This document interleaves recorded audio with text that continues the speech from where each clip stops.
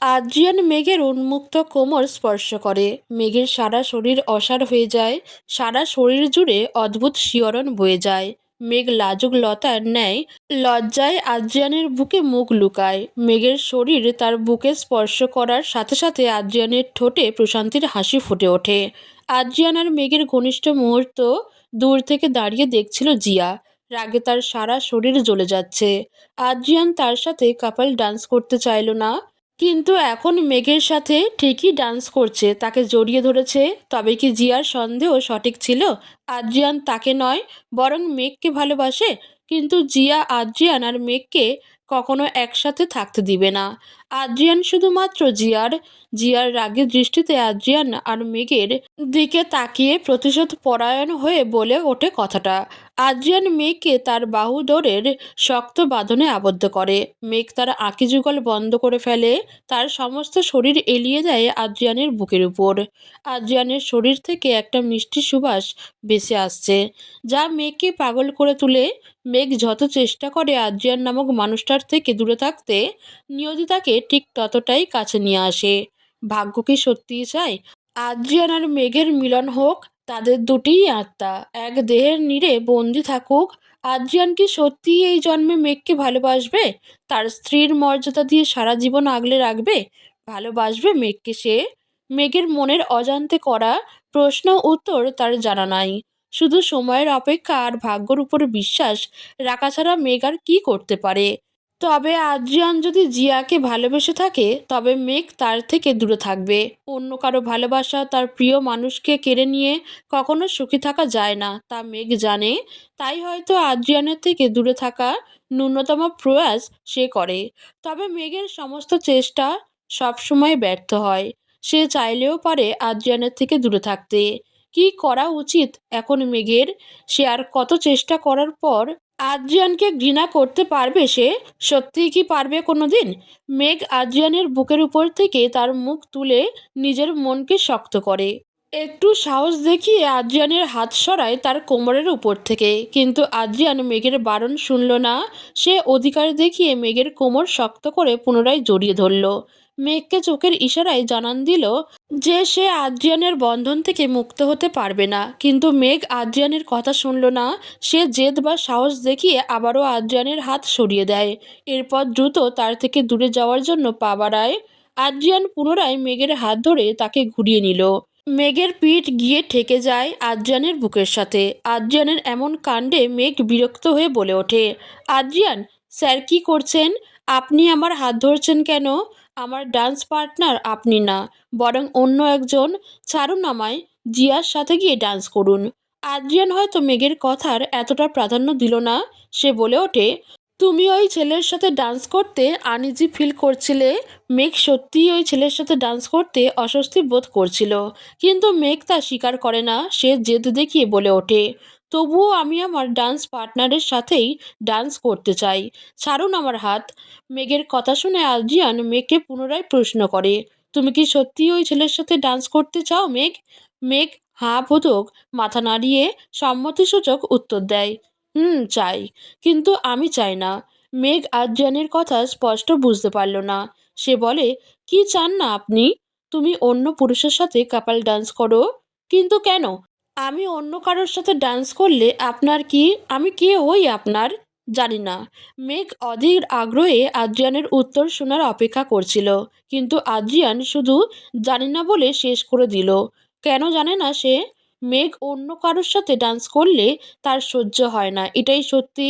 জিয়া তার প্রেমিকা, তাকে ঠিকই অন্য পুরুষের সাথে ডান্স করতে পাঠিয়ে দিয়েছে, কিন্তু মেঘকে দিবে না। আদ্রিয়ান তো জানে না মেঘই তার বিবাহিত স্ত্রী। তবুও এত অধিকারবোধ কেন তার মেঘের উপর? নিজের প্রেমিকার চেয়ে মেঘের উপর আগ্রহ কেন আদ্রিয়ানের? মেঘের ভাবনার মাঝে হঠাৎ করে আদ্রিয়ান তার পেটের উপর থাকা শাড়ির উপরে হাত রাখে। মেঘ চমকে যায়। আদ্রিয়ানের ঠোঁট অগ্রসর হয়ে আসে মেঘের কানের লতির কাছে। মেঘের বুকের ভিতর ডিপ ডিপ করে ওঠে, গলা শুকিয়ে কাঠ হয়ে যায়। আদ্রিয়ান হয়তো অনুভব করে মেঘের অবাধ্য হৃদয় স্বপ্নদন। সে মেঘের কানের লতির কাছে মুখ নিয়ে মেঘের পেটের উপর হালকা চাপ দেয়। মেঘ থরথর করে কেঁপে ওঠে। আদ্রিয়ানের মেঘের পেট সহ কোমর ধরে তার সম্পূর্ণ দেহ উঁচু করে ধরে। মেঘের পরনে শাড়ি সুতির, তাই আদ্রিয়ানের হাত শাড়ির উপর রাখলেও পেটের ভিতর স্পর্শ করা যাচ্ছে। আদ্রিয়ান যা করছে তার নাচের পার্ট ছিল। অনুষ্ঠান উপস্থিত সকলে তার পার্টনারের সাথে এমন করে ডান্স করছে, মেঘের স্পর্শ এসে আদ্রিয়ানও ঘোরের মধ্যে চলে যায়। আদ্রিয়ান স্পর্শ যখন গভীর হতে শুরু করে, তখনই হঠাৎ পার্টির সকলে শব্দ করে হাততালি দেওয়া শুরু করে। মিউজিক বন্ধ হয়ে যায়, সকলে ডান্স শেষ করে। আদ্রিয়ানেরও হয়তো হুঁশ ফিরে আসে। সে মেঘকে নিচে নামায়। মেঘ যখন সকলের উপস্থিতি বুঝতে পারে, তখন সে আদ্রিয়ানের থেকে দূরে চলে যায়। অনুষ্ঠান ডান্স কারান আর আভিয়ার হলেও মূল আকর্ষণ হয় মেঘ আর আদ্রিয়ান। সকলে তাদের কাপাল মনে করে আর তাদের ডান্সের প্রশংসা করে। বেচারা জিয়া মুখ ফুলিয়ে রাগে জিদে সে সকলের থেকে দূরে গিয়ে বসে থাকে। ডান্সের পর আদ্রিয়ান মেঘের মুখের ভাবভঙ্গি কেমন হয়েছে সেটা দেখার জন্য তার দিকে তাকায়, কিন্তু মেঘ তাকে ইগনোর করে। সে ফিরেও তাকায় না আদ্রিয়ানের দিকে, কাজিনদের সাথে গল্প করতে ব্যস্ত। অনুষ্ঠানে আবিয়া আর কারানের সাথে সকলে অনেক ছবি তুলে, তারা একসাথে খাওয়া দাওয়া করে। মেঘ আদ্রিয়ানের থেকে দূরে থাকে। সে সকল আত্মীয় স্বজনদের সাথে কথা বলে অনুষ্ঠানের বাকি সময়টুকু কাটায়। আজ আবিয়া আর কারানের বিয়ের সকল অনুষ্ঠান শেষ হয়েছে। সকল আত্মীয় স্বজন সকলে এখন বিদায় নিবে। আবিয়ার দুষ্টু কাজিনরা তাদের বাসায় ফিরে যাবে, এর জন্য মেঘের মনটা খারাপ। আমেরিকায় আসার পর থেকে তাদের সাথে সে অনেক সময় কাটিয়েছে, তবে মন খারাপ হলেও সকলকে বিদায় দিতে হবে। বিকাল 5:30। বিকাল প্রায় শেষের দিকে, সূর্য অস্তমিত হয়ে গেছে প্রায়। আকাশ থেকে গুড়ি গুড়ি বৃষ্টি পড়ছে ধরণীর বুকে। আমেরিকার বৃষ্টি হওয়ার পরিমাণ হয়তো এখন বেড়ে গেছে। রিসোর্টের সামনে দাঁড়িয়ে আছে 3টা গাড়ি, যার মধ্যে একটি গাড়ি ফুলে ফুলে সজ্জিত আর অন্য দুইটি সাধারণ। রিসোর্ট সদর দরজা অতিক্রম করে বাইরে বের হয়ে আসে এক কনে বউ, যার জন্য আবিয়া এখন তার গন্তব্য তার স্বামী কারানের বাড়ি। তার সাথে তার আত্মীয় স্বজন, মা বাবা, কাজিনরা রয়েছে। আবিয়ার মা কান্না করছে, আবিয়ার চোখের কোণেও জল জমা হয়েছে। আবিয়ার বিয়ের দিন তার মা এত কান্না করেনি, কারণ মেয়ে তার বিয়ে হয়ে রিসোর্টে থেকে যায়। বউ ভাতের অনুষ্ঠান অবধি তারাও রিসোর্টে থাকে, কিন্তু আজ আবিয়া রিসোর্ট ছেড়ে চলে যাবে তার শ্বশুরবাড়ি। আবিয়ার মা বাবার কান্না দেখে মেঘ দীর্ঘশ্বাস ছাড়ে। মেঘের বিয়ে নিয়ে প্রতিটা মা বাবার কত স্বপ্ন থাকে, তাই না? মেঘের জন্মের সময় হয়তো তার মায়েরও স্বপ্ন ছিল মেঘের বিয়ে নিয়ে, কিন্তু সব শেষ হয়ে গেল। জন্মের সময় তার মা মারা গেল, এরপর কয়েক বছর পর বাবা, আর বিয়ের পর তার স্বামী ও অপরিচিত হয়ে গেল। মেঘের জীবনের শুরু করে শেষ অবধি কোনো মানুষ তাকে ভালোবেসে থেকে গেল না, সবাই ছেড়ে চলে গেছে। সত্যি মেঘ, তুই কারো আপন হলি না। আবিয়ার মা বাবা তাদের মেঘকে গাড়িতে তুলে দেয়। পাশের সিটে বসেছিল কারান। মেঘ এতক্ষণ আবিয়ার সাথেই ছিল। আবিয়া গাড়ি ওঠার পর মেঘ যখন ড্রাইভারের সিটের পাশের সিটে বসার জন্য দরজা খুলবে, তখন কারান বলে ওঠে, আরে মেঘ, তুমি এখানে বসেছো কেন? তুমি এই গাড়িতে যেতে পারবে না। কেন কারান ভাই, গাড়ির সামনে তো জায়গাই আছে। আর তাহলে আমি কোন গাড়িতে যাব? ফারানা আন্টি আর আঙ্কেলের সাথে? কারান শয়তানি হাসি দিয়ে বলে, না, তুমি মা বাবার সাথে যাবে না, তুমি আদ্রিয়ানের সাথে ওর গাড়িতে করে যাবে। কারানের মুখে আদ্রিয়ানের নাম শুনে মেঘ থমকে যায়। তার এখন আদ্রিয়ানের সাথে একই গাড়ি করে যেতে হবে? অসম্ভব।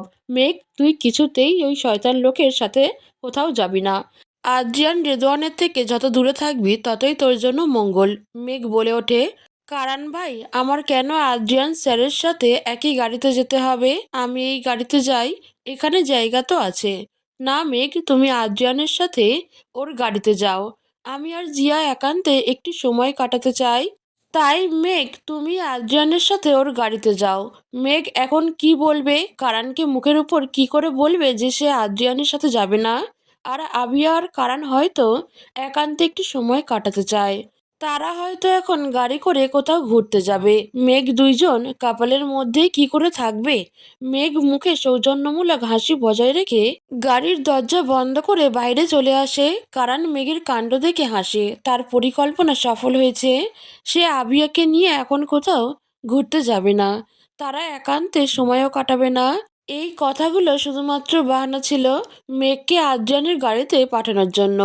মেঘ গাড়ি করে নেমে বাইরে যায়। এরপর মুখ কাচুমাচু করে আদ্রিয়ানের গাড়ির দিকে এগিয়ে যায়। মেঘের এখন নিজের প্রতি ভীষণ রাগ হচ্ছে। সে যত আদ্রিয়ানের থেকে দূরে থাকতে চায়, নিয়তি তাকে ঠিক ততই কাছে নিয়ে আসে।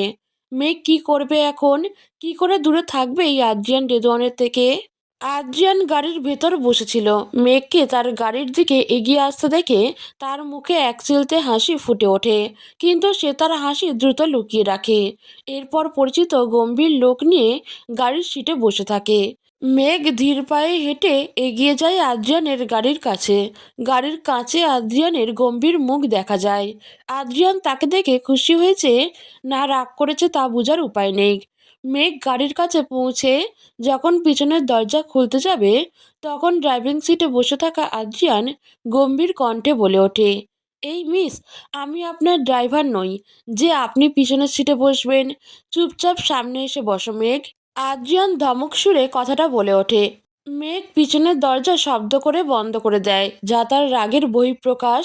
আদ্রিয়ান মেঘের কাণ্ড দেখে মনে মনে হাসে, কিন্তু মুখে প্রকাশ করে না। এরপর মেঘ গাড়ির সামনে দরজা খুলে ড্রাইভিং সিটে আদ্রিয়ানের পাশে বসে। মেঘ বিড়বিড় করে, আদ্রিয়ানকে কিছু গালি দেয়, শয়তান বেডা, খাবিস লোক ইত্যাদি। মেঘের গালি দেওয়ার মধ্যে আদ্রিয়ান বলে ওঠে, আমাকে গালি দেওয়া বন্ধ করে সিট বেল্ট লাগাও। আদ্রিয়ানের কথা শুনে মেঘ থতমত খেয়ে যায়। আদ্রিয়ান কি তার মনের কথা শুনতে পেয়ে যায় নাকি? মেঘ গালি দেওয়া বন্ধ করে, তাড়াতাড়ি সিট বেল্ট লাগায়, কিন্তু মেঘ সিট বেল্ট লাগাতে পারছে না। আদ্রিয়ান বিষয়টা খেয়াল করে। হঠাৎ করে আদ্রিয়ান মেঘের কাছে চলে যায়। মেঘ কিছুটা অবাক হয়ে যায়। আদ্রিয়ান মেঘের হাতে থাকা বেল্টটা নিয়ে শক্ত করে লাগিয়ে দেয়। একবার মেঘের মুখের দিকে তাকায়, মেঘ অন্য পাশে ঘুরিয়ে নেয়। আদ্রিয়ান হাসে, এরপর সে আবার তার জায়গায় ফিরে যায়। আদ্রিয়ান বলে, সিট বেল্ট লাগানোর শক্তিও নাই তোমার। মেঘ, কি খাবার খাও তুমি? আমার শক্তি ঠিকই আছে, আর আমি অনেক খাবার খাই, বিশ্বাস হয় না। তবে একদিন আপনি আমার ভাত খাইয়ে দিয়েন, দেখবেন এই মেঘ কত খাবার খেতে পারে। ওয়েট, তুমি কি চাও আমি তোমার খাবার খাইয়ে দেই? মেঘ নিজের অজান্তেই কী বলে ফেলেছে তা সে বুঝতে পারে। মেঘ বলে ওঠে, না, আমি কিছু চাই না আপনার থেকে। এখন কথা না বলে গাড়ি চালান। আদ্রিয়ান মেঘের কথা শুনে হাসে, এরপর সে গাড়ি স্টার্ট দেয়। মেঘ গাড়ির জানালা দিয়ে বাইরের পরিবেশ দেখতে থাকে মনোযোগ দিয়ে। আমেরিকার পিচ ঢালা রাস্তার গাড়ি চলছে আপন মনে। মেঘ কিছু সময় জানালা দিয়ে তাকিয়ে থাকার পর সে আবার এই দিকে ফিরে তাকায়। গাড়ির সিটে হেলান দিয়ে আদ্রিয়ানের দিকে তাকায়। জানালা দিয়ে বৃষ্টি আর মৃদু বাতাস আসছে। আদ্রিয়ান গাড়ি ড্রাইভ করছে আর কপালে থাকা ছোট ছোট চুল উড়ছে। আদ্রিয়ানের দিকে মেঘ মুগ্ধ দৃষ্টিতে তাকিয়ে থাকে। হঠাৎ করে আদ্রিয়ান বলে ওঠে, মেঘ, এইভাবে তাকিয়ে থাকলে কিন্তু আমি মনোযোগ দিয়ে গাড়ি ড্রাইভ করতে পারবো না।